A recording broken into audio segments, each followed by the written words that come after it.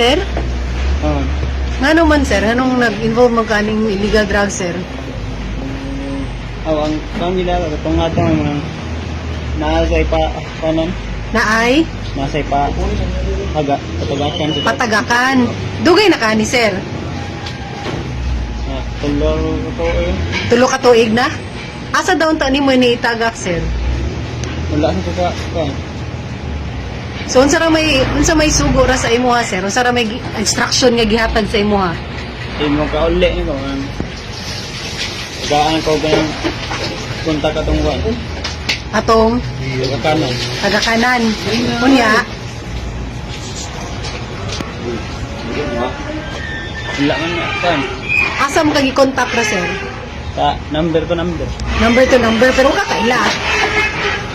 Wala. So, ang sugo sa imo ha nga, kuhaon ning kaning drugs nga itagak nimo. Asa pud mo gikuha, sir? Birir na ang driver say nakatoltol mo ito nga. Patoyo bro. Gihato diya sa inyo ha? Or Wala. asa? Pero sa kulon. Tulon diya ring gitagak kunya gikuha nimo.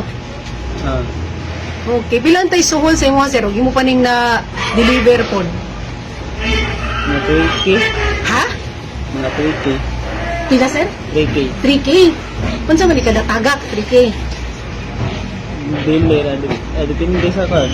Depende sa Bilay yun. gilayon. Pilay pinaka sa 3 years nimo nga pag-involve ni sir, pilay pinakadako nga na hatag sa imo ha, sir?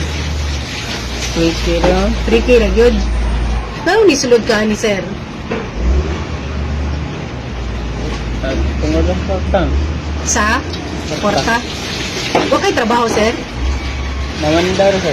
Manday, huwang ra gyud ang kita sa panday. Karon sir sa plano nimo, sir, nga nadakpan man ka.